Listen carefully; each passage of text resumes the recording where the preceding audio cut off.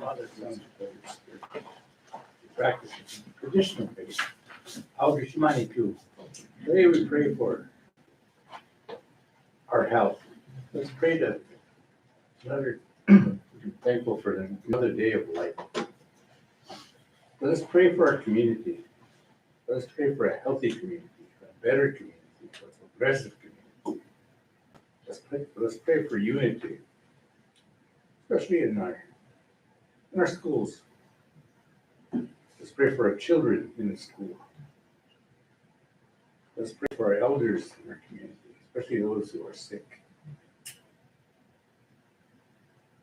For this, let us pray. Our Father, who art in heaven, hallowed be thy name. Thy kingdom come, thy will be done, on earth as it is in heaven.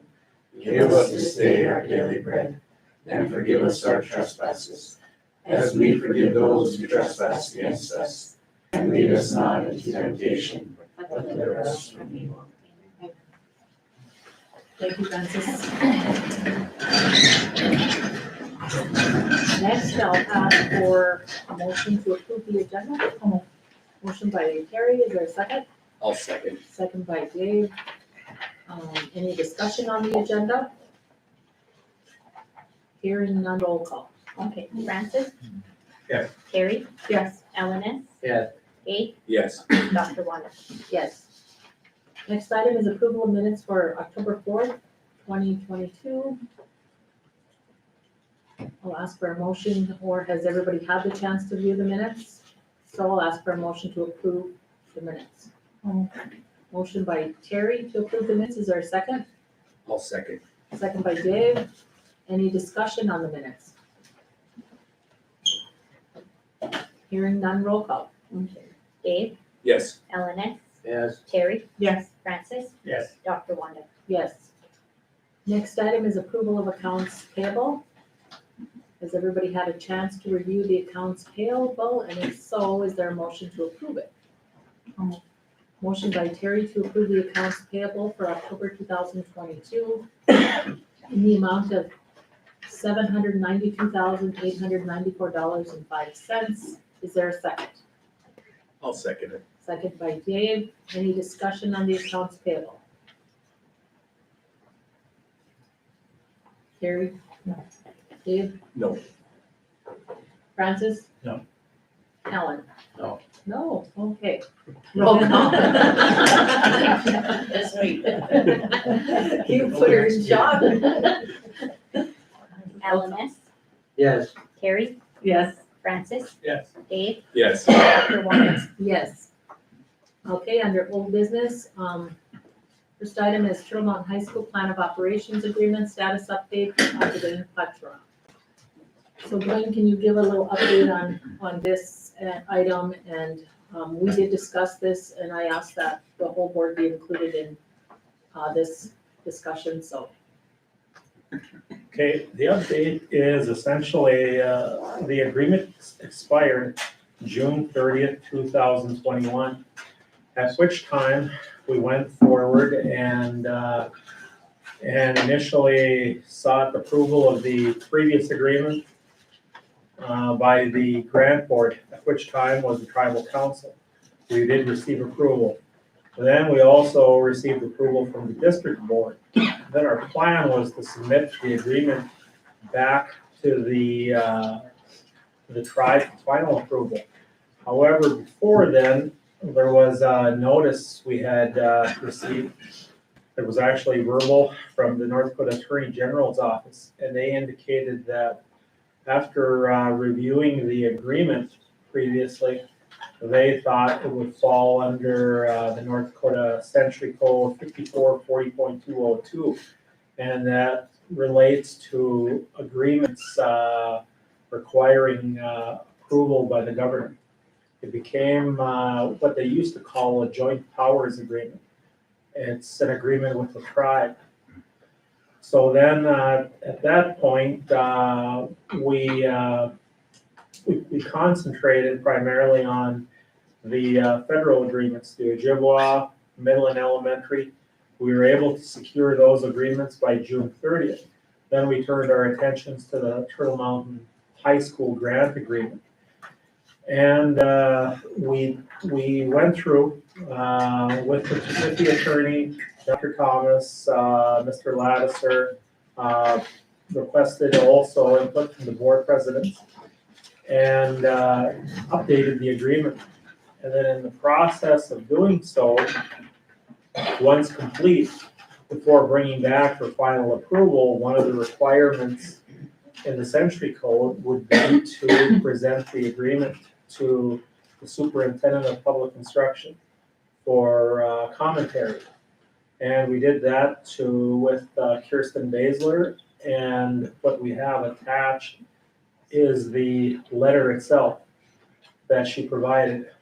And in the letter, she takes, I believe it's 4 issues. And one is, I'll go backwards. I'll start with termination, just some clearing up of the language. Shouldn't be any problem. We wanted it to renew automatically. She was not in favor of that. Funding, we need to identify and detail funding more so, not a problem. And then the same thing with the types of services, just clarifications, not a problem. But the one we needed to get some clarification from the grant board on, we thought, was the overall structure. And the issue that they're taking is that within the agreement, they take issue with specifically naming a state board as a tribal grant board. And hearing a little bit of the discussion on this from the state superintendent, she indicated that, the first issue was naming a state board as a tribal board. And then in addition to that, as she touches on here, serving dual purposes, she mentions conflicts of interest. And then in addition to that, she indicated that you have a full quorum of the district board serving at the same time as the grant board. Could it be that someone could construe that to be the district board? Because school business is still being conducted, and you're not necessarily following North Dakota statute as the grant board, it's tribal. So could there be potential liabilities that could arise in that type of a situation? So in all, what she's basically suggesting is the district board not serve as the grant board. And from there, it took us a little bit by surprise because we left it in as we had it before. However, our next step, of course, would be to as a public school district anyways, on one end, we would turn this back over to the tribe, but before doing so, and following essentially the hierarchy, we would bring it to the grant board for a recommendation to present to the tribe. Somewhat of a little bit of a complex matter, but that is the gist of it. And then the thing, of course, we have to try and the state, I would say, has been pretty good with us on this too, is that the agreement did expire.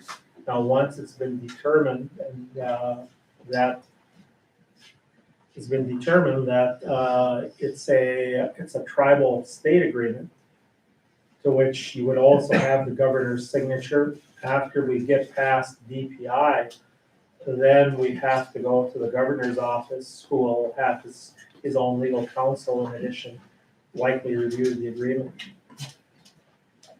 To add to that, we sat and we talked about this long time with each other, with the presidents, and tried to find different scenarios. What other options could we have? And we can't think of any other option except give it back to the tribe. If that comes from one thing, we'll take it Can we get it signed? So it's not an issue of having to try either. It would be just like before where we would Right. present to them. You haven't had that discussion with them. No, yet. there's all kinds of options, you know, as to how the tribe could put in place a grant board, likely by appointment, maybe by election. But that's what this is, right? I mean, Yep. the grant board now is something that the tribe put into place, isn't it? Yes. So what if they choose to do that again? Then we can't speak on behalf of the state, but they just may say, okay, that's fine, but then you would not receive school approval. I can't see where in the heck we would not have the best interest of the high school, no matter what the hell board we're on. I just can't picture what would come up that wouldn't serve in the best interest of that school from our standpoint. That's just Because we have two separate meetings, Yes, and they're separate. So I mean, I guess it could be misconstrued, but I don't see how it could be because we separate them. and I explained that, and then what was relayed back to me is that even though you separate them, just like, for example, a group of school board members, a quorum gets together at a local restaurant and starts discussing school business, does that become a school board meeting? And the answer from what I understood was yes. So then in this case, you get into that same setting. That's where one of the problems lies. How do you separate that out? You know, as you're all, you know, district board members. Keep in mind, as we went forward, we were definitely in favor of leaving it essentially as we had it, but we only updated and improved the agreement. And it came from, you know, our attorney too was thought there wouldn't be an issue with it. so they're essentially saying we're having a open public meeting now of the Belfort School District Board without announcing it that way, Potentially, somebody could raise that issue. because there's 5 of us. I suppose. So it doesn't sound like there's any other options. And keep in mind, I don't believe this is only from Superintendent Baszler, because the issue was raised at one point from one of the attorneys from the Attorney General's office. And then he didn't come right out and say the agreement was wrong, he just suggested that's another that we should review.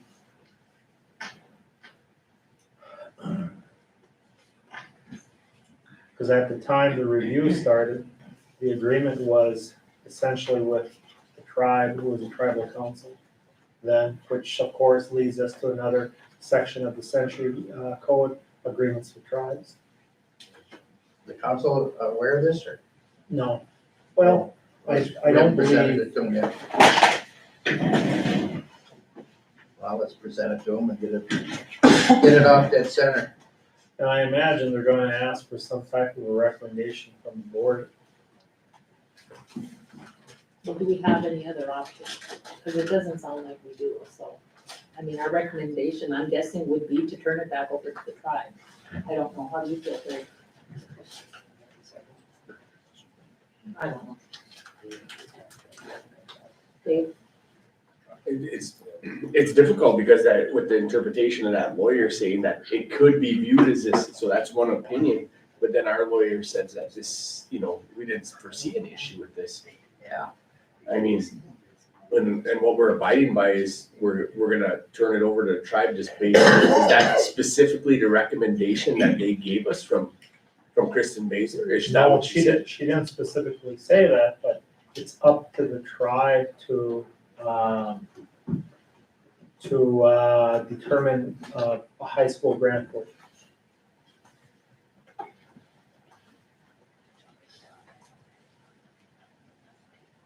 So what happens if the tribe or council would pick a grant board of community members? Which we're community members. Yep, that could definitely be. The one issue I would say is that, again, if you would run into that quorum, that might be it, but otherwise, I don't think there would be an issue with it.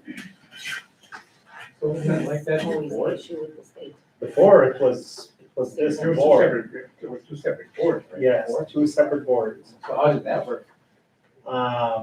It pretty much has for quite a few years, since the last, 15 years, I believe, at least. So why did they change it then? It was working. That's what they're saying right now.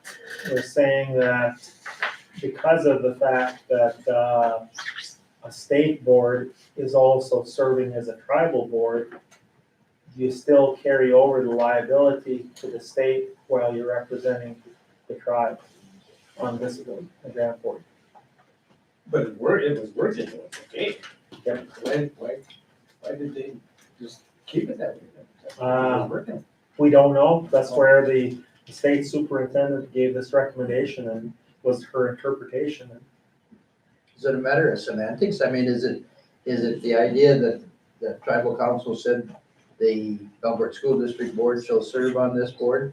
Or should they have stated, you shall serve, instead of saying the school board?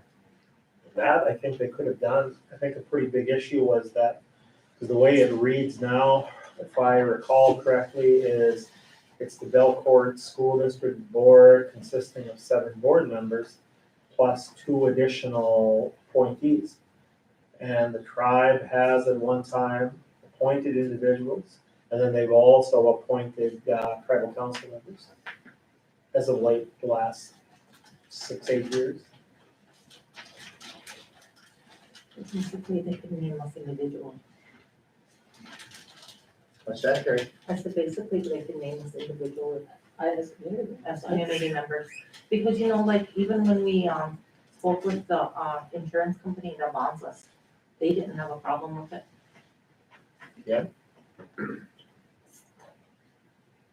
So, but that'd be the one thing, what they're saying is that the big issue is if we're Open meeting meeting, law. if we're meeting as 5 school board members, but not as school board members, District 7 school board members, as a tribal grant board, we're still can be considered a Yep. quorum for the district board. And doing so for as she states in there, for the protection of individuals, that realistically you make a decision in here,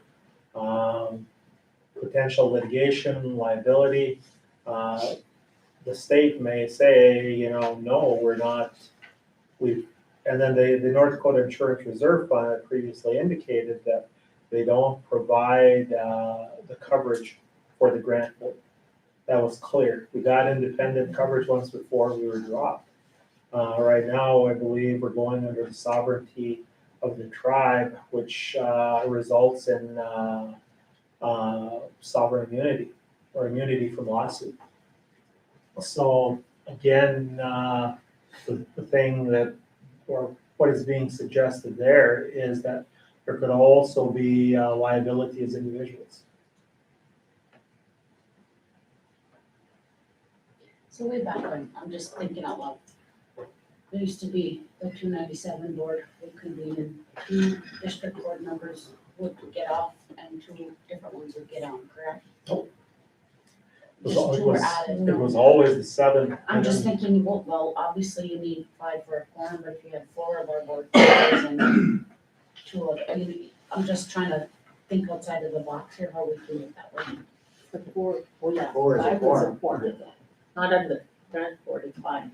Yeah, right. Right. So we could have 4. That's kind of what I'm thinking. But that still goes to the That same constitutes premise, a you're quorum for of the this school board district. Yeah. members, So even though It they has to were be 3. in the 3, 297, you're, Still a quorum. so 3. So did you get an opinion from our attorney? Our attorney initially presented it just as we have it. And then she indicated that first, it'd be discussed at this level, then we go back and come up with a strategy, depending upon the direction you want to go as a board. are you aware of any other tribes that have something similar to our grant board? Yes, Okay, and how are they treated, like as far as, not like we are. really? Well, even with our audits, I mean, this is just another step, I guess, another. So why do they try to create such barriers for us? I don't know, and we hate to say too much about other tribal schools because we don't want to raise any issues for them. But at the same time, this is just some of these items that we're having to address.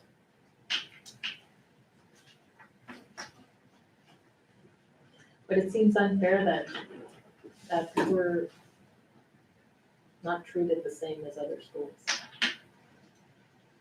And then it could be the analogy of like, the analogy I always use is speeding. Perhaps maybe a lot of these other schools haven't gotten caught. So you would think if they're looking at our school, they would look at them the same way. Well, you got some other schools with, there's even, some problems are even more considerable than ours at this point. So can we just have a special meeting on this issue and, have our attorney on conference call? Sure. And then we can get moving with our meeting? I think even with that too, if we have our attorney reach out to the attorney that made the comments in regards to why he sees this as being an issue and how we would move forward with improving this issue, like what's the alternatives that he would give to our lawyer in regards to like whether or not we have legal right to stay as the grant board or if we have to move away from that procedure. So what are the consequences if we don't? We lose funding? School approval. School approval, and the way this works, of course, is it's specified in the century code that when we first enter into this, you provide the draft agreement. If it's a school district type agreement, you provide it to the superintendent of the state superintendent, which we did, and who will make comment. I think it's comments it specifies in there to the district or to whoever's putting together the agreement itself. Then from there, in addition to that, it'll go to the governor's office. And then pretty much that goes to another level. So how much time do we have to make a decision? Well, I think we were hoping to have this resolved by the end of December this school year. And we thought it was going to be, it would have been taken care of by now. Because I think initially when we did have the meeting on this, the draft and when it was sent out, was back in August or early, it was back in August. In person, I believe Alan attended, Mike, let's see, Mike. No, he didn't participate. It was just us with our attorney at that time. It was John, Alan, myself, and Dr. Thomas. And I thought all the changes and suggestions that were put in at the time and updates were all good, clarified. It was about a 17, 18-year-old document. So you know what kind of operations are. Yeah, we kind of discussed it, but I know Rachel, she always talks about conflicts of interest. And there's always conflicts of interest because we're probably the only school board in the state of North Dakota, and everybody's related. So, as a board, we declare conflicts of interest. Because when this was first set up, that was when I believe Dalrymple was governor. When we met on that. That was one of the times, and then actually it was Hoban and Dalrymple. Yeah. Dalrymple was the lieutenant governor. later. Yep. But the agreement was that, at that time was in order to be in compliance with this cooperative agreement, that that's why we opened a checking account for the grant funds at Belford Bank, Belford Bank, because once a year we have to write a check. For a lot of the, Because they were saying we were keeping, our grant money was enabling with the federal. their biggest issue at the time was tuition agreements, and we opened a separate checking account. But after we opened the second checking account, well, no one from the BIE side, I believe, ever came to check on that until we had a review, I believe, 5 years ago. So basically what they're asking is they don't want the school district board, they think it's a conflict of on the grant. That there's a resolution in place for the tribe, and they consulted with the tribe. That would be the next step. Because, you know, push back the shovel and everything, just go back to the way it was. I mean, we're losing money right now, we're not getting any money, right? Right now, over another issue, is just discussing that with Earl. We're closing out a lot of the federal programs as of June 30th.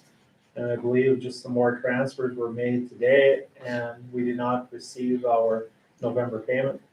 And was contacted today, followed up by an email that it'll go to I guess we're at a higher level of something at this point, because we haven't submitted our North Dakota financial report. And then to achieve full accuracy, we have to wait till we finalize final transfers. I thought after we left Rachel's office that day, I thought we were gonna set up a meeting with the tribe. We thought we were gonna get a turnaround and the agreement right back from DPI to set it up, but then instead we got this. I know, they recommend that, well, we have two liaisons from the tribe, the Elmer and Craig. I don't know if they're still the liaisons. I don't know. If they had election of officers there, No, they didn't, not yet. so they would still be the liaisons. Yeah. I apologize for being late. So we should, You were talking about these other schools being treated the same way. We probably don't know that. We have an idea, they sure, I don't think, well, some of them are, but I don't think some of them are getting the same amount of attention as we have been. But some are getting worse, it's worse than what we have right now. I think the sooner they set up a meeting, get this resolved. so do we want to meet with the attorney first before the tribe? I don't think the attorney's gonna tell us anything different. The attorney's already issued their opinion. Okay, so set up a meeting with the tribe. We're gonna spend another $1,000, bringing Rachel on. Yeah.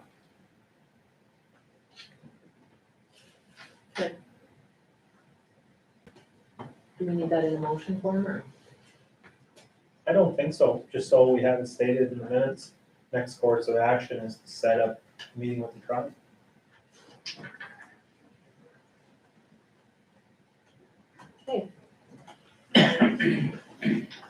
Moving on. Reports. Do we have, shall we wait for the school district side or since there's no? Yeah. Okay. So I'll ask for a motion to adjourn. I'll make the motion. Motion by Dave, is there a second? Terry? I'll second. Second by Jerry. All in favor, say aye. Aye. Aye. Meeting adjourned. It's a Terry Blake show. Meeting adjourned, I don't wanna get involved. Oh, it's usually there, huh? Mine's not up there either.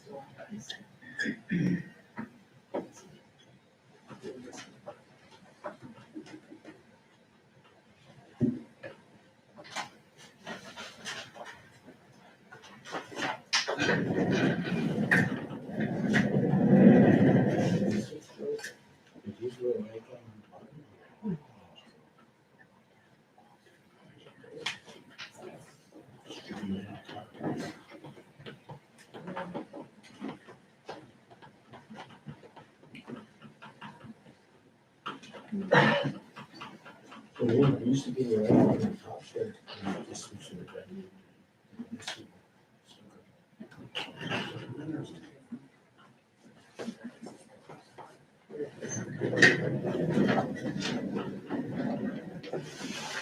Yeah, you get some faster place.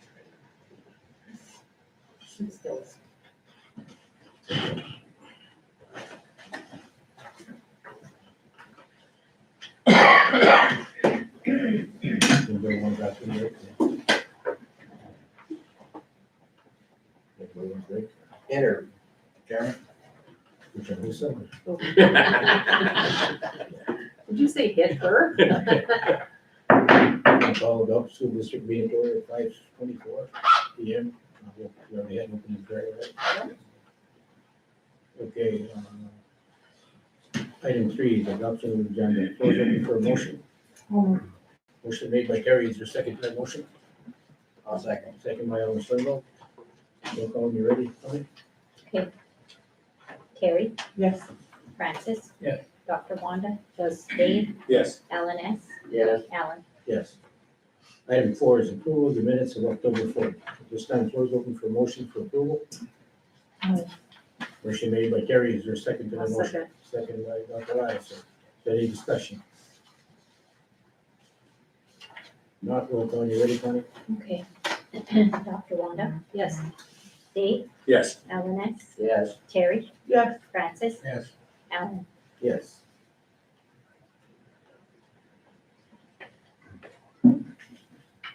Okay, item 5 is approval of accounts payable.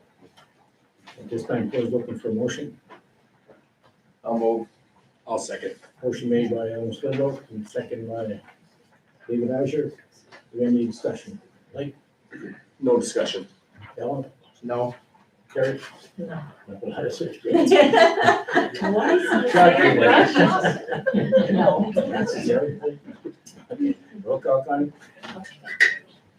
Okay, Dave, Yes. Terry, Yes. Alan S. Yes. Francis, Yes. Dr. Wanda, Yes. Alan. Yes, item C, old business. Item 1 is approval of North Dakota financial report. Mr. Butler? Okay, as we touched on previously in the grant board meeting, we still have not closed out the June 30th ledgers, but due to some ongoing claims of federal funds, the recommendation is to table. Yeah, just motion made by Terry, is there a second to that motion? Table. Item 1 in old business. Second, Dr. Lyons. Roll call, you ready, Connie? Okay. Dr. Wanda, Yes. Alan S. Yes. Francis. Yes. Terry, Yes. Dave, Yes. Alan. Yes. Item 2 is final operations. We already discussed Set that. up the meeting with the tribe. Okay, moving on to new business, item D. Number 1 is accept resignation of high school head wrestling coach Terry Dakota and appoint coaches for school year 22-23 only. Dr. Martin. Ladies and gentlemen of the board, we recently had a resignation by Mr. Terry Dakota. And for the 2022-23 year, we'd like to appoint Mr. Travis LaRock and Mr. Dawson Czar as head coaches in the interim until we can grasp this a little bit better and advertise them as soon as the season's over. Okay, at this time, floor is open for a motion. I'll Motion second. made by Terry, second by David. Is there any discussion? Like, No discussion. Mr. Swindle, Terry? No. No. Francis?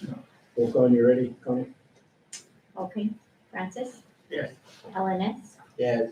Dave, Yes. Terry, Yes. Wanda, Yes. Alan. Yes, item 2 is permission to increase administrative athletic assistant term Nicole Blackwell from 11 months to 12 months. Dr. Martin? Yes, ladies and gentlemen of the board again. In your packets, you'll have a justification for increasing my administrative assistant from 11 months to 12 months. Justification is we need somebody in the office. It's extremely busy, even in the summer months. And I request that she be the person to stay in the office. Okay, at this time, floor is open for a motion and a recommendation. I'll make the motion. Motion made by Dr. Lattiser, I'll second by Gary. Is there any discussion? No discussion. Not roll call, you ready, Connie? Okay. Terry, Yes. Francis. Yes. Dr. Wanda. LNS, Yes. Dave, Yes. Alan. Yes. Item 3 is permission to advertise student performance strategist. Shannon, you can take this one. Yes, Shanna is on her way to Jamestown for an MPSS training. The request is to advertise for a student performance strategist, which was vacated by Barbara DeLong, who accepted the library position. And this is a required position per North Dakota Century Code, so the recommendation is to approve to advertise. Okay, at this time, floor is open for motion. I'll make a motion. I'll Motion second. made by David Iser, second by Gary. Any discussion? Not roll call, you ready, Connie? Okay, Dr. Wanda, Yes. Dave, Yes. Francis. Yes. LNS, Yes. Terry, Yes. Alan. Yes. Item 4 is permission to advertise preschool special needs teacher. Mr. Dakota, Terry? Hello, Board President. I'm asking for permission to advertise for a preschool special needs teacher to be located down at the Head Start with Kayleen Ross down there. Attached is the vacancy announcement for the preschool special needs teacher to utilize in preschool Part B funds. Due to the increase in student ratio, there's a need. I believe she's at somewhere between 30 and 35 right now, probably gonna be growing to right around 40, getting up to 45 maybe. The negotiated agreement for special education teachers has a level weight and factor for students. This is a guide and assistant case manager load. Who'd you say you should be working with, Terry? She'll be working alongside Kayleen Rojas. Who? Kayleen Rojas. Rojas? Rojas, she's been down there for she's been in our school system for probably 30 years, 30 some years. She's been Very good teacher. yeah, she's awesome. And yeah, her caseload gets above, I think the number, Dwayne, was 27. It kind of gets to be kind of high. She's right now currently at about, I'd say between 30 and 35, about 32, 33. So and when you count in the weighted factors of the autism and you know, the HI, which is a hearing impairment, you start adding that stuff in, her number even climbs higher. So, yeah. That's way too many for a special needs teacher. Yeah. So that's why we decided, Dwayne and I had a discussion, and Keith, that we hire somebody else down there. Anything else on that, Terry? No, I mean, that'd be all. If you guys have questions, I could answer them. At this time, floor is open for motion for permission to advertise as presented. I'll move. Motion made by David, Second. by Gary, second by I'll second. I'll second. Terry. Any discussion? Will it be in your office or down in the Head Start? This position will be located at the Head Start down there. Yeah, because that's where most of the that population is located at. Up here is the PSN. We already have an advertisement open for up here for a new teacher, that we have a couple that are interested coming up in probably in December. But as of right now, we got Rhoda in there, so. Thank you. Is there a classroom down there? We're down there. Is there a classroom that you can split up the class into? There's a classroom across. then I'm imagining that's where they're gonna go, but then they wanted to make a sensory room down there, so I'm gonna be battling with like, do I wanna spend money making them a sensory room down there too? And, you know, I don't know how much rooms he has left. So you haven't really discussed it with the powers that be down there? Yeah, I just know that there's two rooms together, right across from, like Kayleen's is right here. Right across, there's a couple rooms, so there's always a room open, I know. But no, you are correct. I have not talked with him about it. I probably should have a conversation with him about it. That's a pretty good size room down there. Yeah. At least give them a heads up for what's coming. Yeah. Well, he knows. Oh, He knows about this. Okay. It's just that, yeah, I never had a discussion with him about the actual room. Him being Monty? Yeah, Monty, sorry. Monty Hutcher. Okay, any other discussion? Not, roll call, you ready, Connie? Okay, Dave, Yes. Dr. Wanda, Yes. Terry, Yes. LNS, Yes. Francis. Yes. Alan. Yes. Item 5, thank you, Terry. Item 5 is permission to hire high school general secretary, Mr. Lattiser. I'll be taking Mr. Lattiser's as well, he's still up at the school with the parent. So attached is the rating sheet for the high school general secretary position, utilizing 100-297 funds. The recommendation is J.V. Military. And again, the funding source is 100-297 ISEP funds. Recommendation is to approve as presented. Okay, at this time, floor is open for motion. I'll make the motion. Motion made by Dr. Lattiser, second by Terry. Is there any discussion? Not, roll call, you ready, Connie? Okay, Dave, Yes. LNS, Yes. Francis. Yes. Terry, Yes. Dr. Wanda, Yes. Alan. Yes. Item 6, accept resignation of high school cook Sherry Dakota. Dana? Attached is the resignation of Sherry Dakota in discussion with Dana. She just wanted, the acceptance of the resignation as she's currently working on the position description, which should be presented at the next board meeting. The recommendation is to, accept Sherry Dakota's resignation as high school cook, and I do not believe she has years of service. I'll move. I'll second. Motion made by Terry. You don't believe she has what? Second by I'm Dr. sorry. Lattiser. She hasn't been employed long enough to receive years of service or. Is there any discussion? Not, roll call, you ready, Connie? Al, who seconded? I did. Okay. Or you made the motion. Mhm. I said, okay. Okay, Terry, Yes. Francis, Yes. Dr. Wanda, Yes. Dave, Yes. LNS, Yes. Alan. Yes. Item 7, accept resignation of high school science teacher Kylie Kipling and advertise. Okay, attached is Kylie Keplin's resignation as a high school science teacher, as well as the vacancy announcement to advertise using 100-297 grant ISEP funds. Kylie entered employment with the district on August 18th, 2016, for a total of 6 years. The recommendation is to accept resignation, advertise and provide years of service award according to policy. And I'd like to also add that Kylie and I have had some really good conversations, and the second you accept her resignation, I'm staying her back in as a consultant. The recommendation is to accept it. Okay, at this time, floor is open for a motion. I'll move. Motion made by Terry Walton, is there a second? I'll second. Second by Dr. Lattiser, is there any other discussion? Yes. Are there penalties? Don't we have a signed contract with teachers that they serve out the It's an option. There are options to choose, and as administrators sat at the table and discussed, we felt it was best to accept it. You don't know if you can. Yep. Would you not sit at that table?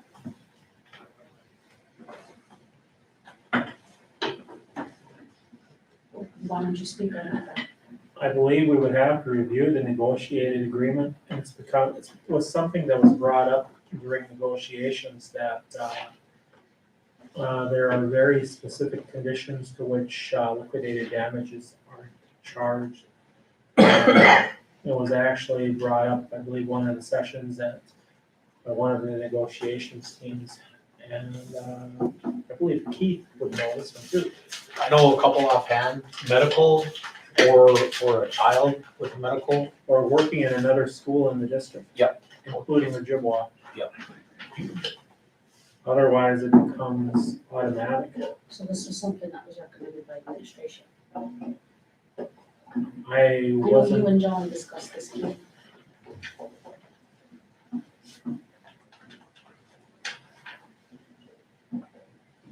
I'm trying to find the negotiated agreement while we're talking, I apologize.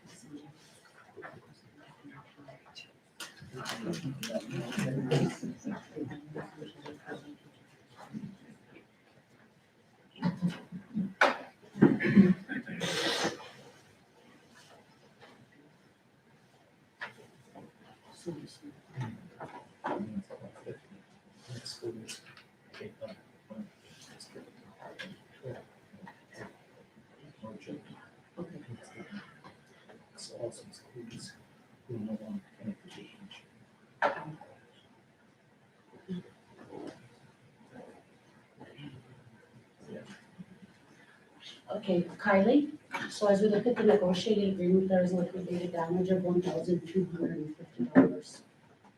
And it's in black and white in the agreement. And so that would be added to the reservation. So was this always in previous negotiated agreements as well? yes, And then were those previous people fined as well?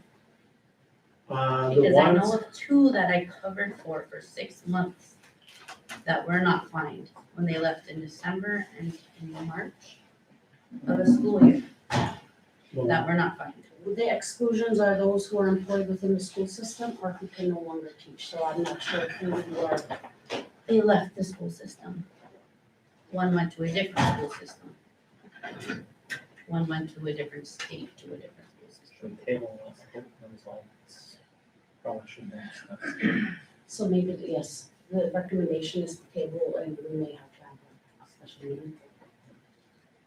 We got a motion in a second on the floor right now.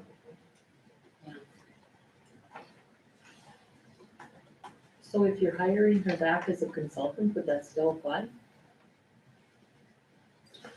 It's not, well, it's not under the agreement. Doesn't apply. Because the agreement, unless you change that agreement, and the previous was if you didn't have to pay that penalty if you were moving to a school within, like a Ojibwa school. It's still in And that You're exactly right. but if we miss the boat there on some of them, that should be brought clearly, anytime there's a reservation, it should always have that, it's worded in a negotiated agreement. consistency. Like, if, I don't know, if someone got away with it, what do? We can't go back on it. We table it, I mean, is it possible to go back and check and see if that happened? Oh, yeah, we could go and review those. But if you table it, it's gonna be what's in the negotiated agreement. Yep, because it's something we agreed upon with the teachers.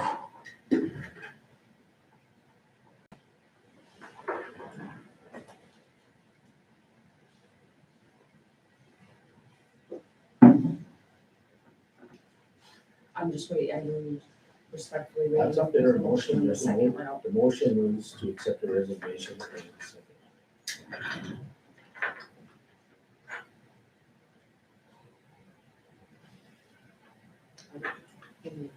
I make a motion. I'll stick to my motion, they can What is your vote motion? it down. What is your Accept her motion? resignation. with Without years of penalty? service. Yes, And years of service? yes. Even though she signed the agreement saying, We should have had this clarified before it was put on the agenda. It was put on the agenda that way. I made the motion. You're right, and I apologize.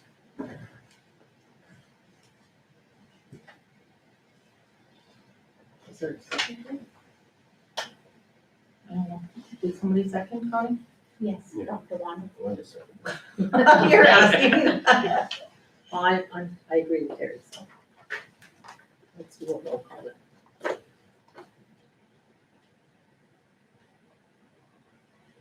Any other discussion? If not, roll call, you ready, Connie? Okay, Francis, Yes. Terry, Yes. Dr. Wanda, Yes, Dave, Yes. Alan, no,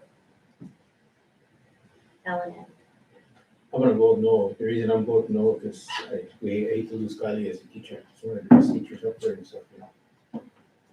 And it's not against for paying a penalty or anything. But in the future, they should come to the board if they're gonna pay a penalty. Because then it opens it up, and we open up a can of worms. I take responsibility for it, and I'm very sorry.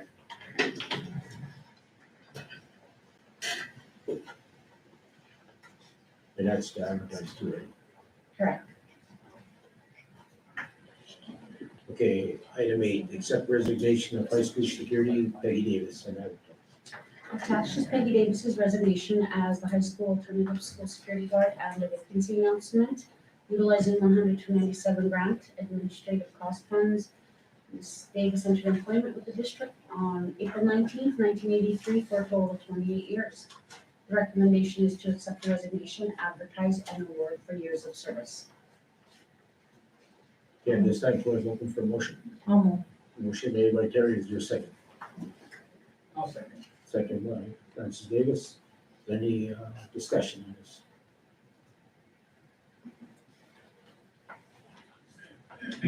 On behalf of the board, we thank Peggy for her years of service. Roll call, you ready, Connie?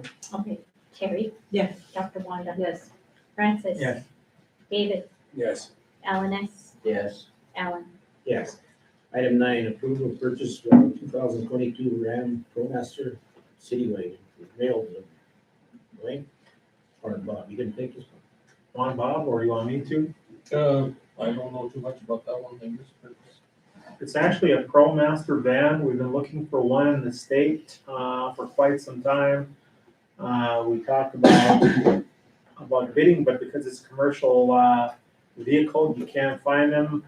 We had talked to Minot Automotive Center about a year ago. They gave us notice that they had one coming in that wasn't spoken for. They agreed to put a hold on it, and it's very, very specific to hauling mail. The current mail vehicle is the maroon van used by Rod Picoto. Has a lot of rust on it. It's high mileage and definitely is in need of a trade. We thought this came in at a pretty good price still yet of the 34,000. We looked at different dealerships, and we found one at the 2 dealerships, and the recommendation is to purchase from Minot Automotive Center in the amount of $33,600. 851. $851, yes. At this time, floor is open for motion. Almost. Motion made by Terry, is there a second to the motion? Second. Second by Francis Davis. Is there any discussion on this? You make sure that you have to comply with Terry on it to use it. Well, we don't have to We don't have to pay Carolyn. It's Just want to make sure that's what I said. Okay, roll call, Connie? Okay. Dave, Yes. Alan, Yes. Francis, Yes. Terry, Yes. Dr. Wanda, Yes. Alan. Yes, item 10 is approval of 2023 minibus price adjustment. Robert? Yeah, okay, members of the board and president. We bid these buses out at a 2022 chassis. And he gave us prices and he was the only bidder from Harlow's. But he's unable to get them, so he unfortunately had to give us this notice that to get the 2023s is gonna be $12,000 some dollars for each unit. So, and his recommendation was, you know, how we are so hard to get vehicles. If we want them, you know, we go ahead and approve the higher price, otherwise he can sell them to any school, you know, the way he sounded, but that's salesman too, so. So you're okay with that adjustment then? Yeah, I guess, you know, Well, you're a year newer too also. a year newer, yeah. These are gas, right? These are gas, I just texted him, he said they're already gas the same. And they're on hand, or what? No, they gotta be built. They gotta be built? Yep. Is it gonna be the same kind of deal as these 2022 ones? Or- Yeah, they're gonna be the But I same, mean, except, but they're on a newer the- chassis. I mean, the length of time, What did he tell us? I don't know if he, I know our buses are like almost a year old, the big buses. yeah, So these are gonna be 6 to 9 months out. 6 to 9. Last year, I believe. The thing is, Well, on the transportation committee, I believe they were approved, I believe, last maybe September, October. A lot of those buses actually came in this past summer. what he told us too was, they're already been ordered. Because when he approved the first ones, he reordered them. He said, so if you wanna get them approved, you know, or whatever, if we don't, he's gonna sell them to someone else. When they do come. I just wondered. So we should get them a little soon.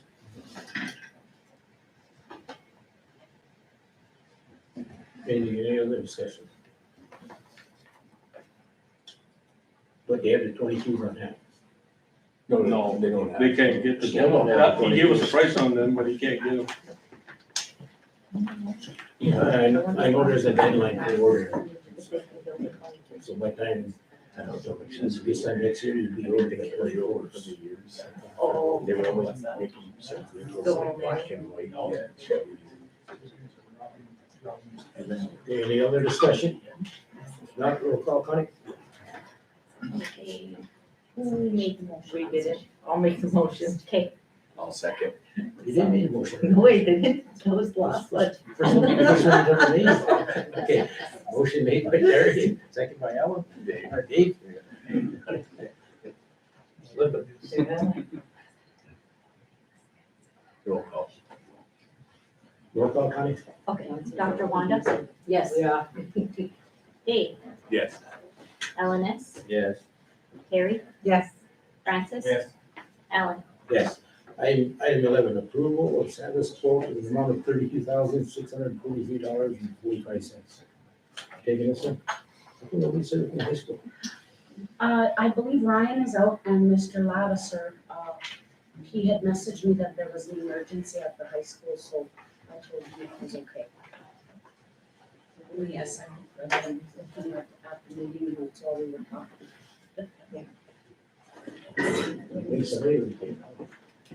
Wait, Ryan, there's this one. In the packet is a quote from Savis for 200 textbooks, 5 teacher edition textbooks, and 34 licenses for financial literacy. The recommendation is to approve utilizing ESSER learning loss funds, which is allowed. Yeah, this time floor is open for motion. I'll move. Well, second. Motion made by Dave, Frazier, second by Terry. Any discussion? Not roll call, you ready, Connie? Okay, Francis. Yes. Terry, Yes. Dr. Wanda, Yes. Dave, Yes. Alan, Yes. Alan. Yes. Item 12, permission to hire a middle school teacher, math emphasis, Gaylor. Thank you, Mr. School Board President, board members. Have a request to hire Miss Shanna McLeod as our math teacher for the, 8th grade. This position's been vacant since, I believe, the spring of '21. Mr. Lavelle, is that when April Nelson retired? Yeah. So, you finally got somebody that's qualified and has been acting in that capacity probably for the last, since the start of school year this fall. The position will be paid out of state Title I funds. Yeah, this time floor is open for motion. I'll Motion made by Terry, is there a second? second. Second by Dr. Lattice, is there any discussion? Which Shannon Cloud is it? It's Leo and Terry. Jessica's sister. Leo's daughter. That's what I thought. Might work exchange. Belongs to her. She has her teaching credential. Yeah, she graduated this past spring. She's in effect currently with you right now, isn't she? Any other discussion? Not roll call, please. Okay. LNS, Yes. Dave, Yes. Dr. Wanda, Yes. Terry, Yes. Francis, Yes. Alan. Yes. Thank you. Thank you, Gaylor. Item 13, approval of tuition agreements. Okay, in the packet, we have 11 tuition agreements, 6 from Minot Schools, 4 from Dakota Boys Ranch, and 1 from the Fargo Public Schools. All of these students have been determined to be residents of the Belcourt School District. The recommendation is to approve the agreements as presented. Yeah, this time floor is open for motion. I'll move. Motion made by Dr. Lattice, is there a second? I'll second. Second by Francis Davis. Roll call, you ready, Connie? Terry, Yes. Francis, Yes. LNS, Yes. Dave, Yes. Dr. Wanda, Yes. Alan. Yes, item 14 is approval of first reading for DBA recruitment, hiring, background checks for new classified personnel policy. Right? Okay, keep in mind, this is a first reading, it would come back for a second reading. And basically, since the inception of COVID, we previously would hire, there would be temporary hires of 160 hours. However, since then, we have had hires. Superintendent was initially given additional authorities. That was revoked. However, we're still actually maintaining the practice of hiring some short-term hires until the end of each of the school years. And the thought was that we would change the policy to actually reflect that. The recommendation to be approved as presented. The basic changes would be, rather than 160 hours, the superintendent would have the authority to make these hires not to extend beyond the end of the school year. Anything else, Connie? Nothing else. Okay, at this time, floor is open for motion. I'll move. Motion made by Dr. Lattice, is there a second to that motion? Second. Second by Ellen Slinto. Any discussion?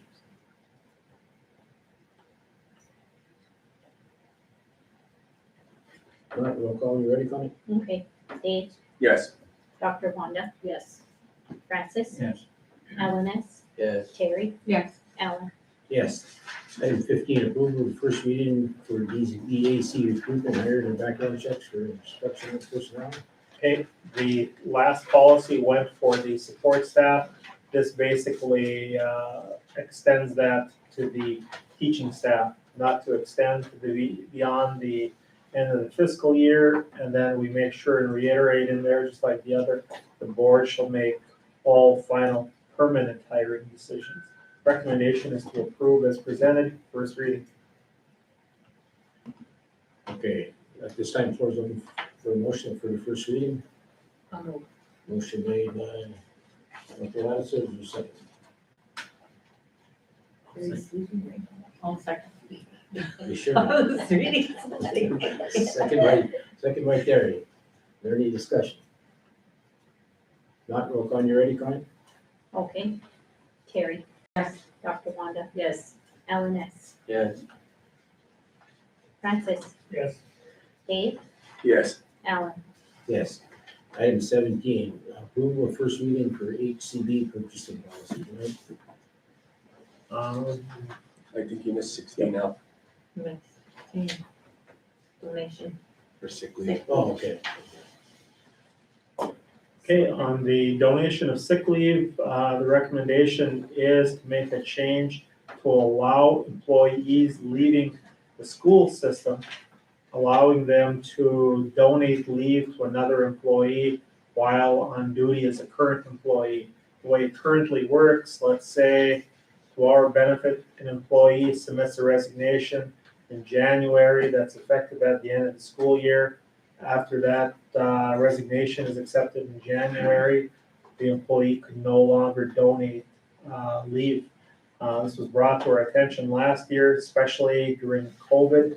The recommendation is to change the policy and allow an employee to donate his or her leave to another employee while on duty as a current employee.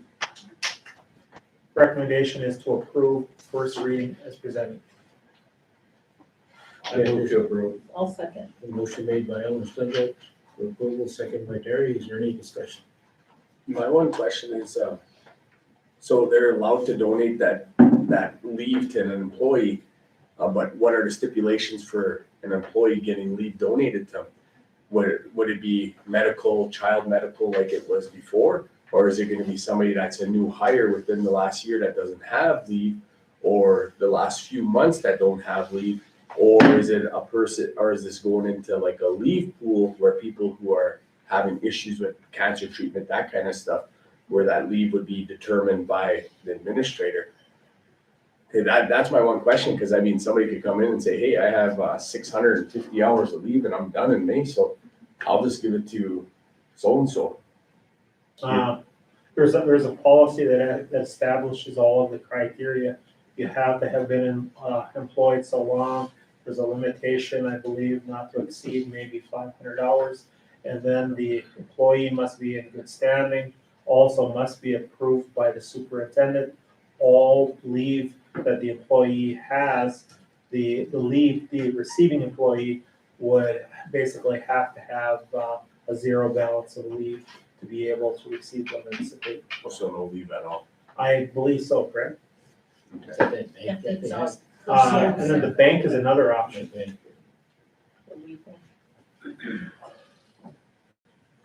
That was my one question. Any other discussion? No, roll call, you ready? Connie? Dr. Wanda, Yes. Terry, Yes. Francis, Yes. Dave, Yes. Ellen, Yes, Alan. Yes, item 17 is approval of the first reading for HCB purchasing policy. Okay, a couple of the changes, these were discussed at a previous board meeting, as well as discussions with the superintendent. It would be, one of the changes is that single requisition purchase orders with reoccurring food service bus garage and utility type buildings between the amounts of 25 and 10,000 may be approved by the business manager. And the reason for that change is the superintendent at this point is receiving a lot of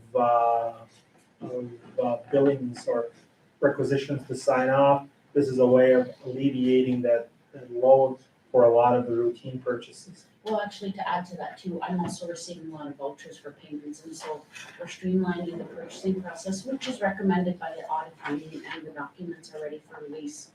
And so, the utility bills is something that both Dwayne and I feel he can handle.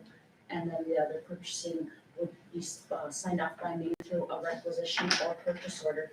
And then once that's signed, it goes to accounts payable. Right now, we're signing everything, or I'm signing everything, and so we're just doing according to what the auditor says in good sound practices of the purchasing process. And then from there, the signature authority to approve purchases would be increased for the superintendent from $10,000 to $25,000. Then all single requisitions and purchase orders exceeding $25,000 will be brought to the school board for approval. Again, the intent of the policy was to become more efficient. And again, this is a first reading. The recommendation is to approve as presented. Okay, at this time, the floor is open for motion. I'll move. Motion made by David Archer, is there a second? Second by Francis Davis, is there any discussion? what's the definition of single requisition? A one-time purchase, not a combination of them, so any amount between 25 to 10,000, that is, food service plus graduate utilities, would be what he would be allowed to approve up to 10,000. Just a one-time purchase. Yes. I have a question about the process. So like, does the middle school have a group of people that review PRs, and then if they exceed that, they come to you? Does the high school? Well, to be quite honest, every school did it differently, which was the point of streamlining and all of our authorized purchasing agents, as well as those who process the paperwork, attended a training, was it last Tuesday? Yes. Yeah. And I presented the expectations and went through how we want it, and so it starts with the requisition, generates into a purchase order, and then, you know, I train them on the connections and then how it evolves into invoice with voucher for payment. And I was holding those documents, I was under the impression this was a first and final read, so I just have to go tweak them and they're ready for release. I was waiting for this board meeting. And so then everybody will be following the same process, because sometimes I get a requisition to sign, sometimes I get a PO to sign, and sometimes I get a voucher for payment for the beginning of the purchasing process. This will ensure everybody's doing it the same way. So let's say a teacher in the middle school wants to purchase something for their classroom. Where does that go? Well, it goes to Gaylord, to Ms. Pelchi, him and Shirley. And she'll process the paperwork, and if it's within his authority of 2,500 and below, he can sign it and they can move forward with it. Because it's his signature that's saying it's allowable. They process and then they submit the voucher for payment, the invoice, the purchase order, and the requisition to Jessica at accounts payable to process. Okay. Anything over So is that done weekly or how often? as needed. Daily Brings me a sometimes? folder this thick, sometimes twice a day. Okay. And so, you know, we're trying to streamline the process and make it more uniform. And I think that'll help all areas. Okay. Another thing we discussed with staff, a lot of things that come to the board with 10,000, there's a lot of things coming with 10,000. Well, and especially with ESSER funds right now, you know, the costs are going up and you get bogged down with a lot of those purchases that are here Yeah. because they're slightly over 10,000. And I promise you, I look at everything that's within my authority because my signature goes on there and I take responsibility for it, so. A good example is that bus road tonight. A few years ago, I believe, Patty, Alan were both on the transportation committees. We were paying about $68,000 for those minibuses. They're up to $92,000 now. And we're seeing that in all directions. Prices are just rising. Any other discussion on this? No. Not roll call, you ready, Connie? Okay. I'm stuck here. Okay, LNS, Yes. Francis. Yes. Terry, Yes. Dave, Yes. Dr. Wanda, Yes. Alan. Yes, item 18, approval of the first reading of BCD overtime and compensation. Yep. So I actually requested this as well. And I explained this to our board president. Our current, pre-approval documents for overtime hours or comp time, they're coming to my desk after the fact anyway. I don't even know why I'm signing them. It's a little frustrating. I think the fact remains is it's just been past practice and it is time consuming for those who have emergency situations. So we're working on a process to make sure we keep track of the time accrued by those who request it. But like, Gaylord's pretty good about it, and I just wanna use him as an example, he has bus riders.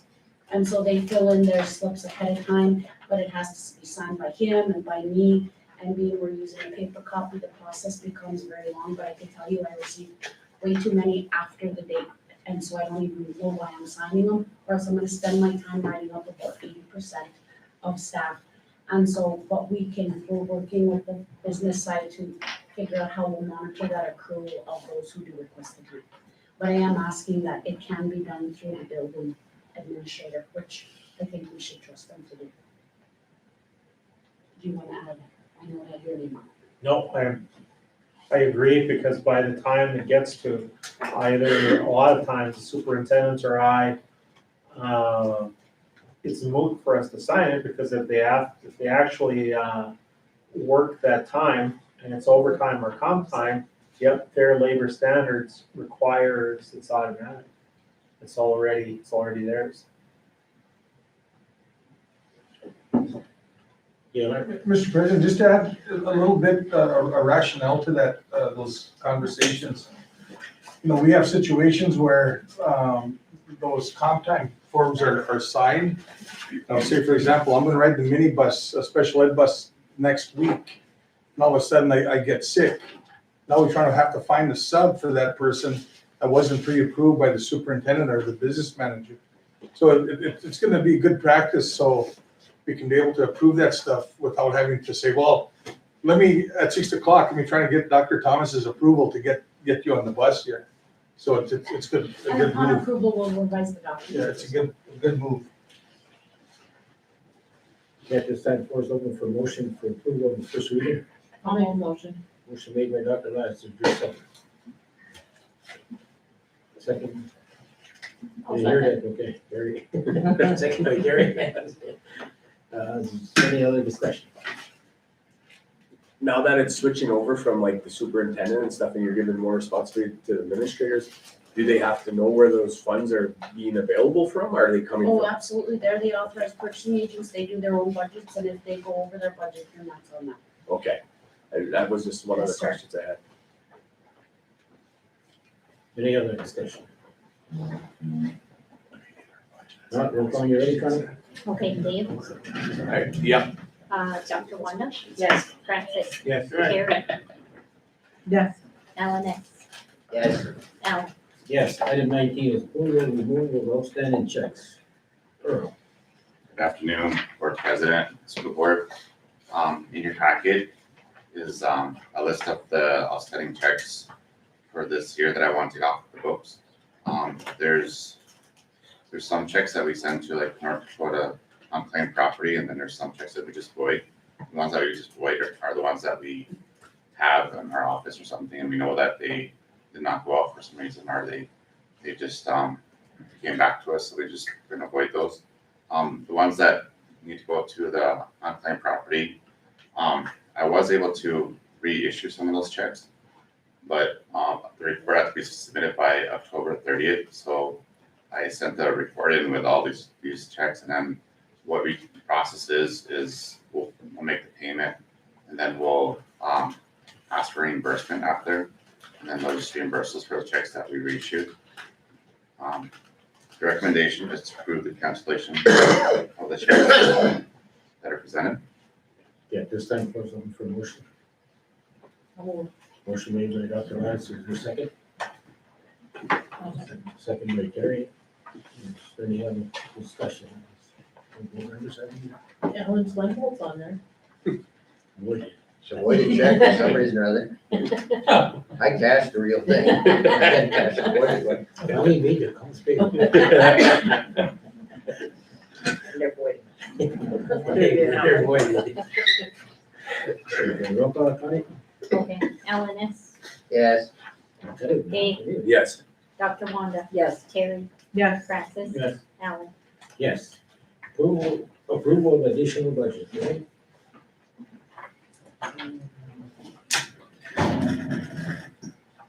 Alrighty,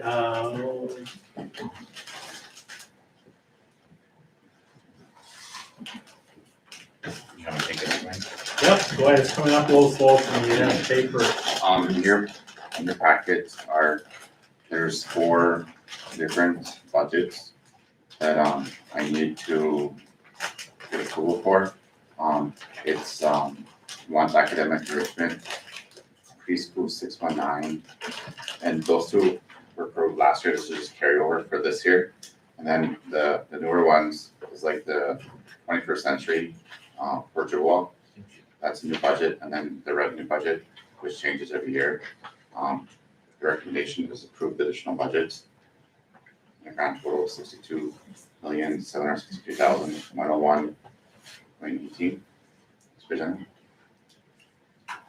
Yeah, this time floor is open for motion for approval. I'll move. Motion made by Dr. Gladys, is there a second? I'll second. Second by Terry, is there any discussion? If not, roll call, you ready, Connie? Okay, Dave, Yes. LNS, Yes. Francis. Yes. Terry, Yes. Dr. Wanda, Yes. Alan. Yes. Thank you, Earl. Approval, item 21, approval of FY 22-23 consultant agreement, Sandy Thomas, account support for federal programs. Earl. In your packet is a consultant agreement for Sandy Thomas. She's been assisting us in the finance office. She's been helping with financial reports and helping me create budgets and stuff. So we'd like eventually meet with all the schools so they can understand our budgets. The recommendation is to approve as presented. Yeah, this time floor is open for motion. I'll move. Motion made by Terry, is there a second? I'll second. Second by David Lake Azure. Is there any discussion?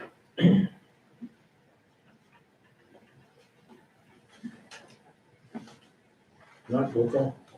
Aye. Okay, Francis, Yes. LNS, Yes. Terry, Yes. Dr. Wanda, Yes. Dave, Yes. Alan. Yes. Item 22 is approval of superintendent's evaluation. Did we approve it last night? Actually, it was approved last night. Yes. All right, we'll move on into reports. Student council, any student council reps? Nothing? Okay, superintendent, Dr. Thomas. Okay, Mr. Board President and board members, we do have a list of highlights that some of our principals shared at our administrative meeting. There's been a strong focus on cultural events, which we're really excited for. Sweats have been held for parents, they're going to be held for staff, working towards that. Holding strong to the new vision, mission, and value statement. The middle school also had a big celebration. They let their students know at the recommendation of Mr. Azure that they should be celebrating, that they were complimented, and so they did let their kids know and celebrated with them. At the high school, we're still getting, students who are joining the GED option, and we know another one passed. So we want to celebrate those as we move forward. Also, the state is requesting to use our documents. Even with KSI, they're looking very close at our MTSS documents that we have. So the work of our staff is very noticed at the state level, which we're grateful for. The high school also had their fall parent night, and I attended that as well. So in preparation for weather, all schools are on board and ready to launch asynchronous learning should there be a school cancellation, whether it be related to weather or an emergency. So it doesn't require interaction the entire day. Asynchronous allows some independent learning for students. Online and paper packets are accepted by UPI, and we have that policy approved. Dwayne and I attended training at Georgetown University. A lot of North Dakota administrators there, a very big cohort, and we were with Lori Matsky, the assistant superintendent. And now has there been 2 virtual sessions so far, Dwayne? And so we are still working with them in that cohort. I also was asked to attend a panel at the Main Street Initiative in Bismarck, City with the tribe. Many resources were given to me after that, and we're seeking that in regard to what we can offer with our ESSER funds of our students. Friday, October 28th, I did meet with the Teal Mountain High School staff. We had a very tough but important conversation. Perception data was gathered with on culture and climate, and we do have we titled it the Circle Team, who meet, and what they're doing is to implement fast action for better culture and climate. We have our school improvement that does the process over time, but these people are establishing some quick things we can do. Improving communication, many have stepped up, and as part of the email chain, you can see some of them are really working hard to impact the culture and climate of the school. Then November 4th, it does say that there was local school-wide training, TMES, middle school, high school district administration. We did change the focus of it, and it was more on team building, on how we work together as a team to move forward. I thought it was a very productive one. It was done on our holiday. And again, I do want to apologize for the confusion regarding that agenda item. As we went through, I did go and search for what was the practice in regard to liquidation damages. And where we fell short is we didn't make that recommendation on whether to waive it or not. In the past, what I read is board members have approved to waive the liquidation damages, or they choose to waive it anyway, or they don't. I should have been more clear in my verbiage in there. For that, I'm sorry, but I wanted you to know I did go in and check, and that is the practice. I'm available for questions right now if you need them. Any questions for Dr. Thomas? Patty? Terry? I don't. Ellen? Dave? Okay, thank you. Can I comment on that, Dr. Thomas? I think I uploaded the document, so there was probably some culpability on my part where there wasn't a communication between Dr. Thomas and myself. So I'll take some of that responsibility, but I was asked to upload it by Mr. Lattiser, so. Lesson learned. Thank you. Item 3, business manager. Billy. Okay, my monthly report is attached. We have the budget in order, just working on closing out last year as of June 30th, as I had stated. One of the items that we've been working on and also having discussions on, and it's still a mystery at this point, is that the state interim legislative committee is proposing a new budget formula for the schools. And as we've stated the last 4 years, a lot of work and effort has gone into meeting with or going to legislative committees and providing testimony with no results to get us on formula. So our concern was if we're going with a new formula, which is likely going to result in property tax relief, primarily across the state, and using the educational system as a means to get there, we need to really be on top of that, considering we are so property poor here in the Belcourt School District. So what we've done is we've tried to arrange some meetings with these committees with no luck. And however, we are able to meet with the Education Committee Chair, Senator Shively, tomorrow. What we've done is we're using Scott Davis as a consultant to arrange, facilitate some of these meetings with some of these people to convey again this understanding that we're so much unlike these other districts, and we're at a point to where most other districts in the state received an increase in their per student payments this year. Whereas, based on the way the formula was written and changed at the last minute, last biennium, we're getting a few $100s less per student this year than we were last year. So our concern is what happens in 2 years. We just want to make sure that we are actually heard and there's something in place for us to relay our concerns before this is actually proposed. And then the legislative session, of course, is going to begin in January. We want to at least have some type of idea of what's being proposed. At this point, nothing has been put out as stated at the North Dakota School Boards Association conference.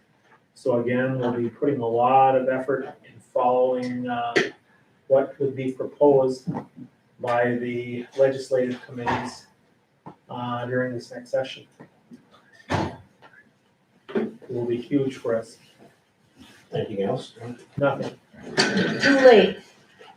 You're just in time for your board report. You just came down for sandwiches? I'll have those people up there, that's a lot better. You're a month early for next month. I just got done, guys, sorry. You just came for lunch. Okay. Anything else? Yep, I got one last item. I would like to somehow talk to, Dr. Thomas about it, is talk to some of these legislators about, somehow, putting forth, language to allow for cultural waivers.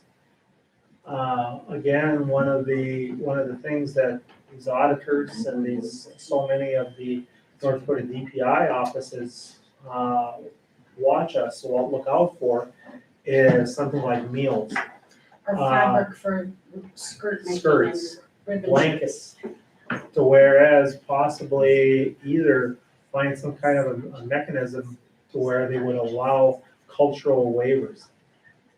You know, I think all of those areas are part of the learning for our students.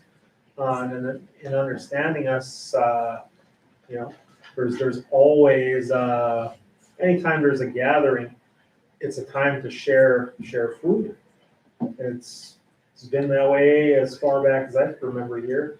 Then all of a sudden, again, we're told we're absolutely wrong in doing that. But hopefully we can get somewhere with that. Just wanted to notify the board that's one of the directions we want to go. Yeah, just as any, questions for Dwayne? Board members? I'll go again. Yeah, Debbie, yes, yes. I just wanted to say that the high school had requested to do a parent activity, making ribbon skirts and ribbon shirts. And they also wanted to do a drum making class with parents. And so what I did was I did contact DPI and the Title IV program, which is different from the Title I. And the person who is in charge of that program at the state level gave us approval to do that. Because in the plan that we had submitted, we did have cultural activities in there. And I did talk about our community, our native people being tactile learners. And so because of that, she did approve the use of Title IV funds to purchase materials to do those activities with parents. Now, I also did some research on the food issue because that's been a big issue, and I sent documentation both to the Title IV coordinator and the Title I coordinator. And in there was research that indicated that food is a part of our culture, that food is a part of our way of life. And there was other documents in there as well. The poverty level of our community, that was also included in there. I did not get a response from the Title IV coordinator yet as far as purchasing food. I did get one from the Title I coordinator, and she said that even though she understands, that this is a part of our culture, that they cannot support big meals for parents. They cannot support feeding parents a full meal. But she did say that we could supplement that with other funds if we had the other funds. So we could pay for a portion of it, or we could pay for something. Like I said, the high school, the last parent activity that they had, they spent $242, and they fed over probably 200 people there. And they served sandwiches and chips, and then they had bananas, which was very cheap, I thought. And then I also did some research on the cost. And if you provided like hot dogs and chips, and you had even celery and carrots, and you had an ice cream treat, that meal would cost about $4.31 per person, which is reasonable. I think we could get away with that. There was also the chili and bangs, and that was about $2.49 per person. And we could get away with something like that. It's just that we can't, I know that the schools like to serve roast beef, mashed potatoes, and they like to do the salads, and they like to do, but a lot of that is pre-packaged foods that come in that are very costly. And so we just can't submit an invoice for $1,200, $2,000, $3,000. That's not acceptable. But I think that if we became more conscientious about what we were buying and the cost of it, then I don't think that it would be a problem with the state. Actually, if we're more articulate in how we write on a requisition or purchase order. Because Yes. I see where you're coming from with federal funds, but we're even going further with the auditors. And do you recall me sitting across from him telling him I totally disagree with you? Ribbon and material is for making, it's part of our culture. And basically, yeah, you can make it, but that's still your property. Right. And I like the guy, but he said technically if you give a kid this pencil, you should get it back. And so it's about how we structure our requisitions and purchase orders for those activities, because as far as the auditors are concerned, that's still the same thing, and so that's why we're going to work on the cultural waiver too, so it'll support across the board. And I think another thing too is that if we get state approval, the funding source is coming from the Department of Public Instruction. If they give us state approval, then why are the auditors questioning it? And that's bottom line, because the state looks at the regulations from the Department of Education, and they are the controlling body of all of the funding that we receive. And so there shouldn't be an issue when the state approves it, that the auditors tell us we can't do it. And maybe it's because of federal funds, title funds versus the taxpayer dollars in the general fund. I think that might be the difference. I'm not disagreeing with you, but yeah, we've been told that. I know it's being a little extreme, but you take a piece of paper and a kid does a drawing and they can't take it home. That's basically what he told me. But that's when we become more articulate in our requisitions and purchase orders. You should talk about giveaway ceremonies. That's exactly what he needs before this cultural waiver, and that's what we're moving for. How about like GT? Are Yes. they- I was gonna Yes. bring it up. So when the auditors have, when they want a cup of coffee, so that you should give them and it's gift. My gift, and feed them. Let's try that. Yeah. I barely walk in, I tell them, good morning, do you know of any fraudulent activity that's happening? They don't. They're looking, and that's their job, I get it, but if we prepare for this cultural waiver, if we have a chance. So every time the auditors say that, everything changes because like, I know as a board, when the kids couldn't get to have a lunch or for banquets or stuff, how do they allow banquets? Banquets for. Like for students, that's all? We're having one right now, for example, a banquet, a football Cooked banquet. in your own kitchen. Yes. Yeah.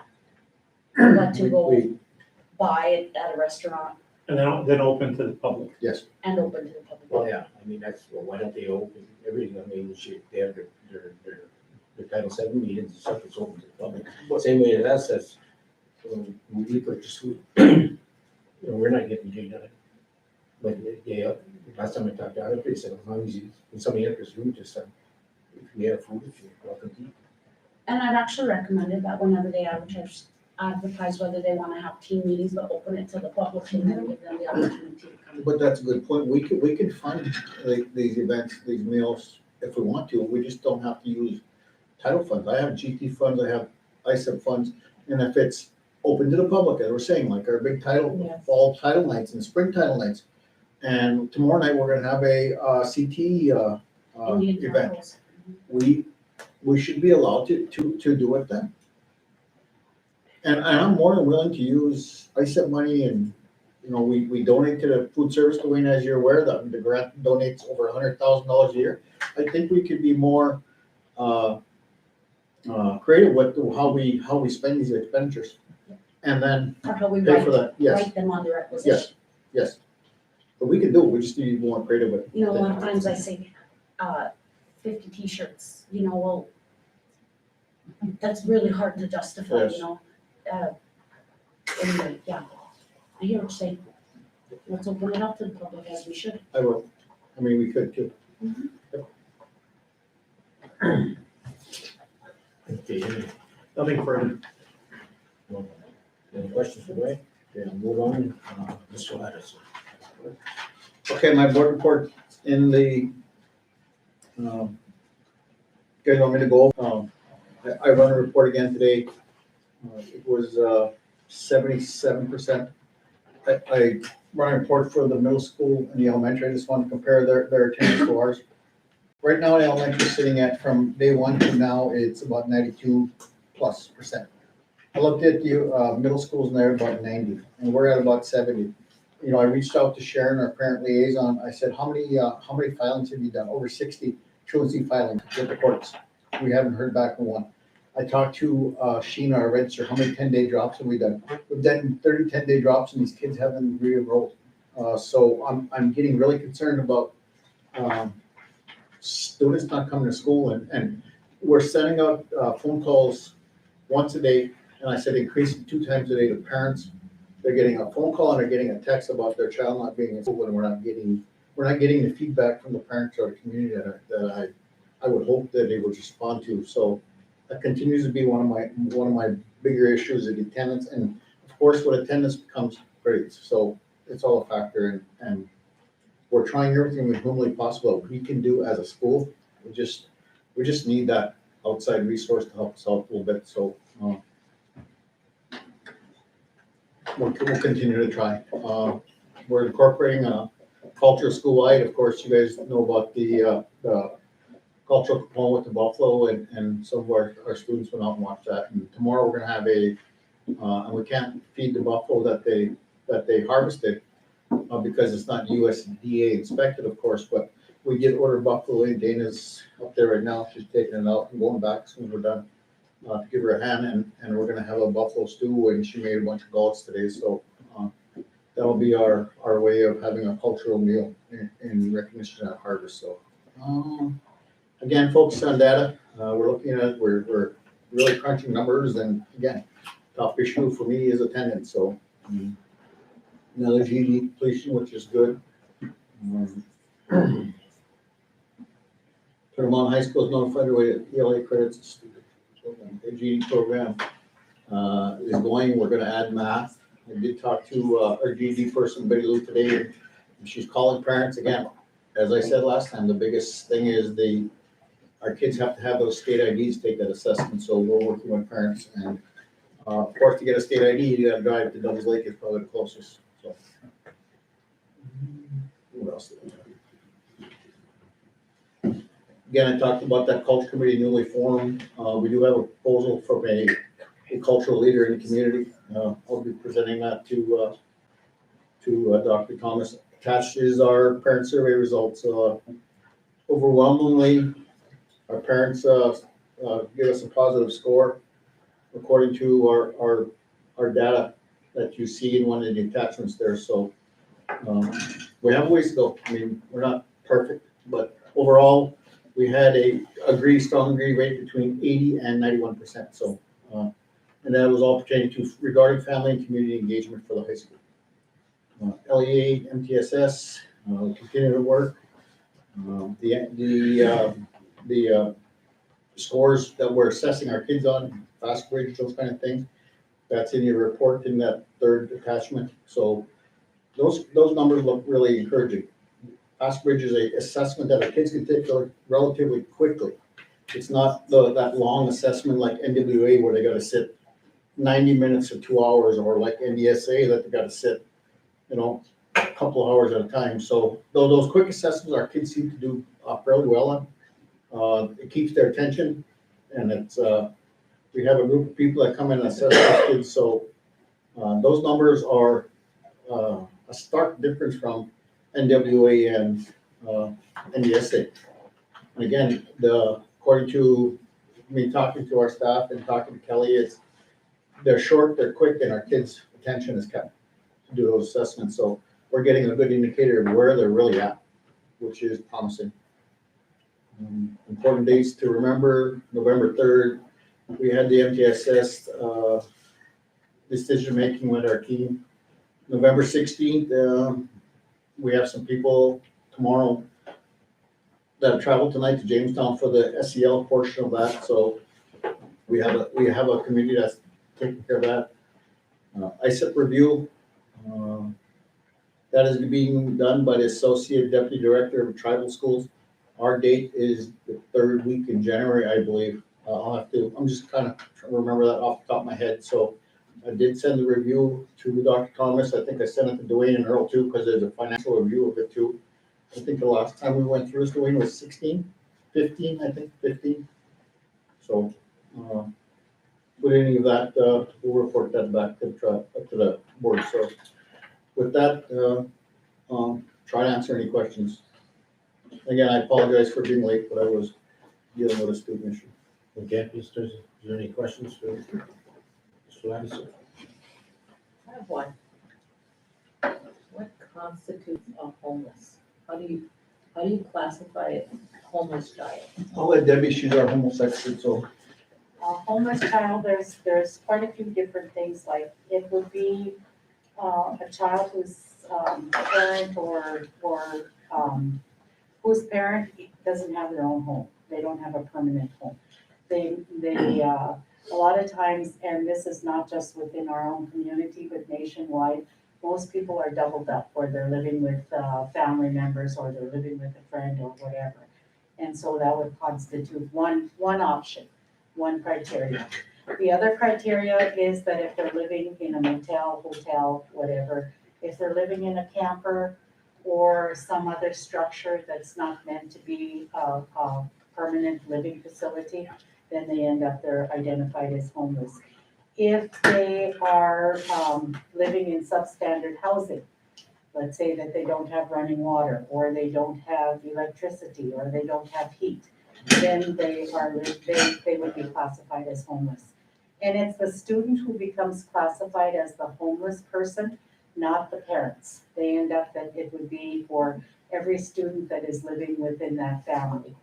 And so that would be the different criteria for homeless. Okay. And one of the requirements is that we do have to post, we have like a homeless poster that does have to go out into the community.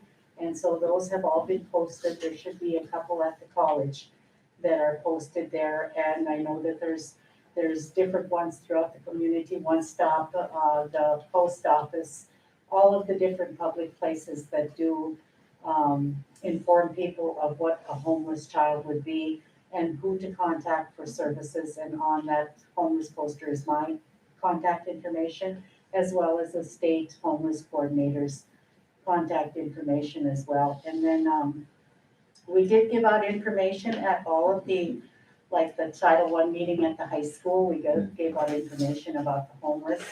We also did the same thing at the middle school.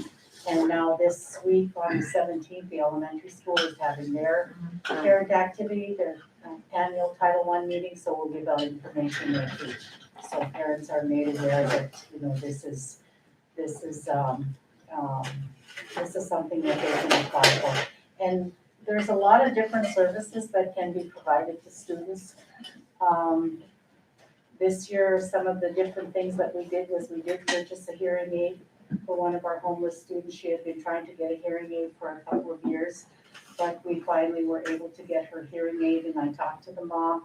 Well, actually, she lives with her grandma, and she said that they had already had the initial visit.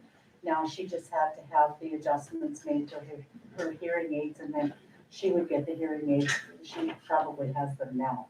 So those are the things. We can buy eyeglasses, we can pay for mental health services. We purchase supplies for them, so we purchase clothing and personal hygiene supplies. Those are the types of things that we do for them. So, Okay, thank you, Debbie. Debbie, I have a question on that. You said the last one, that personal hygiene and stuff. When we went through over the budget, and the state, why did the state reject that? because it's an allowable activity for Title I funds. And we do have it in our budget, and they do approve it, that we are going to purchase, you know, clothing and personal hygiene supplies for our homeless Okay, students. the last one I seen, when we went through the board agenda, Billy said there was this amount of costs, and I was wondering why. Like, I don't know what. Yep. There were some activities on those notes we get back from, I don't know if they informed you on it or. yep, What, off which ones are we, of web grants. yes, but which There were- ones are you talking about? There was one there that we had to move out. I don't know if it was from those federal programs, it might have been ESSER, but it was the pizza, D&B. That was, what happened was it was listed as one thing, but it had the wrong funding source, and by that time, the funds it was intended for were already drawn down. Maybe it was character agreement. Yeah, there was an error made on it, and then they didn't allow us to do the drawdown again because we were told it was a food item. The funding code, it was, the funding code and the actual title of the funds didn't match, so I think it was just maybe a human error, that's all. Is that corrected on We have to take it out of general fund because the money it was intended for was already collected, so it wasn't a huge amount. But yeah, it was fixed. But you didn't let Debbie know that happened? No, she was involved I'll visit with you later, Debbie, it would have to do with the web grants correspondence we received, and you were part of that. I'll visit with you later, it's okay. You're actually. Oh, best in It has class. to do with the best in class grant. Oh, okay, best in class?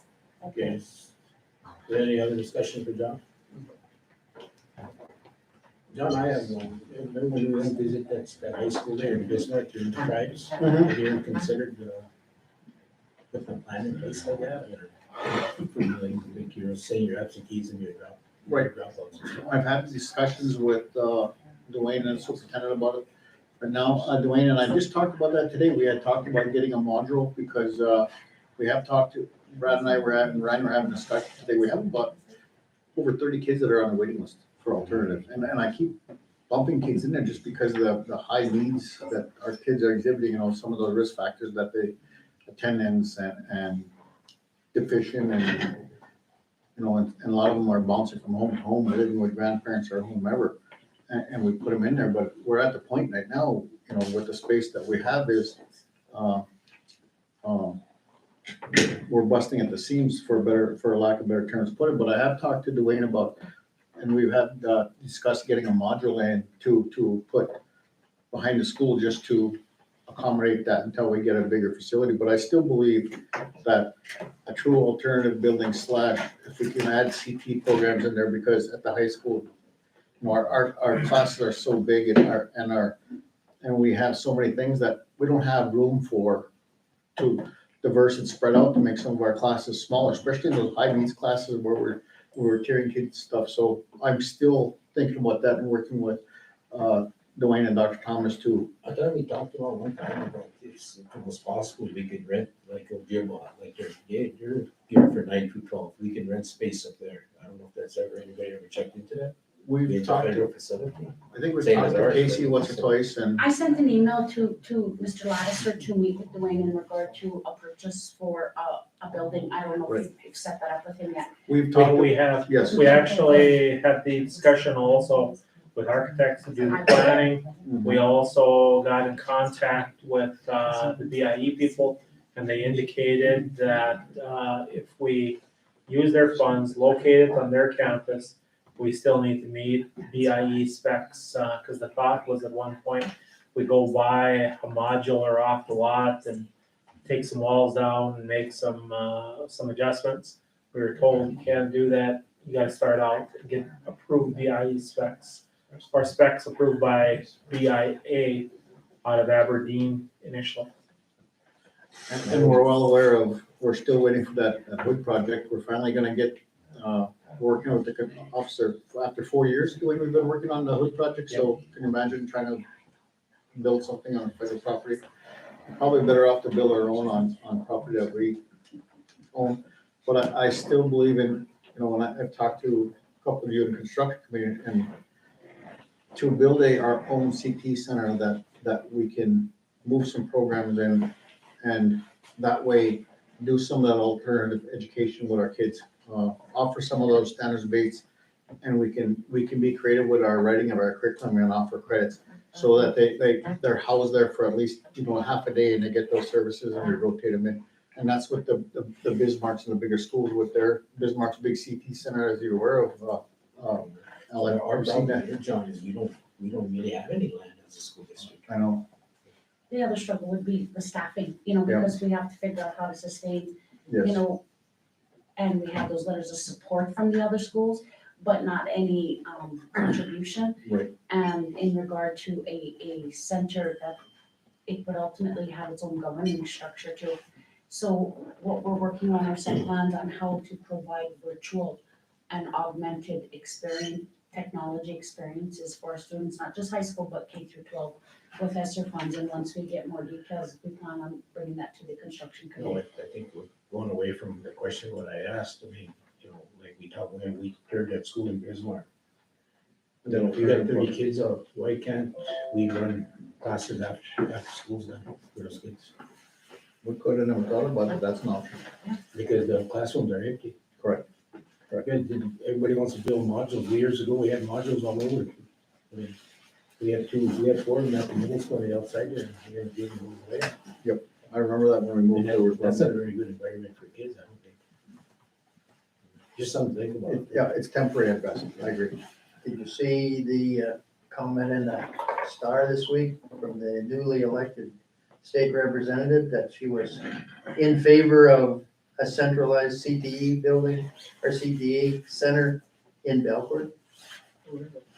Made that statement in the paper. Should make it in. The newly elected Henderson, Donna Henderson. Yeah, it would be nice to find a building within right in town to revitalize as well for, Space is another location. I would love to see us renovate a building. land is, like you said, land is we can't find out. That's something to look at when our school's empty, when school's out. I mean, maybe this kid they can't get up in the morning. Maybe afternoon or after school or work or something. At least, if you want to open up more opportunity for PD. Right. But in the same breath, Ellen, they're coming to school down there and they're making it on time and they're succeeding. I just got a report from, what was it earlier, someone today, 2 more kids just completed, so they're graduating. They're done. So I don't think it's a matter of getting up. I think it's just providing a space off campus because our kids just don't fit into that mold of the 7-period schedule and those kind of things. And again, it's not very far, and I'm gonna put out there is, I'm hearing that hardware store is up for sale, and A big part of that success in that school though was that the guy that ran it, I mean, his philosophy, I know Yeah. what he's teaching. yep. I agree. It has to be therapeutic. I like his graduation rate. New hardware store building? Yeah, They miss a week. They're not gonna When move they in there come now. out, school, there's no questions asked. They didn't say wait, wait. Right. It's just food for thought. Yeah, no, well, I continue to think about that, especially with our population of kids that just aren't making it in our mental system. Thank you, John. Yep. The board members. Blake, you have anything? Nope. Excuse me. Ellen Sligo? No, sir. Terry? No. Dr. Lasser? Nope. Francis? No. I have one. I received a letter from the North Dakota Association of School Business Manager from Shauna Sadler. It says reference award certificate of merit. The North Dakota Association of School Business Managers in recognition of fulfilling training and experience requirements recently awarded a certificate of merit to Dwayne Putram. Dwayne received a quarterly country award for 25 years as a business manager, platinum and diamond awards for completing 500 training and experience points and dedication as a school business manager to the Belford School District. The presentation of awards was made during the North Dakota Association of School Business Managers Annual Convention held in Bismarck on October 28, 2022, in conjunction with the North Dakota School Board Association Convention. Please acknowledge Dwayne for his years of service and dedication to the Belford School District. With regard, Shauna Sadler. Congratulations. Whatever award, next one's good. Didn't say you're doing a good job, it said you've been here about that, doesn't it? I didn't hear anything but good job. Congratulations. Good job, Dwayne. Can you buy a meal with those 500 points? Just kidding, Dwayne. Thanks for sharing that. You didn't tell any of us. Our meeting. Okay, no further business, ask for a motion to adjourn. Motion made by Terry, is there a second? I'll second. Second by Brandon, all in favor, say aye, meeting adjourned. No further 6:57.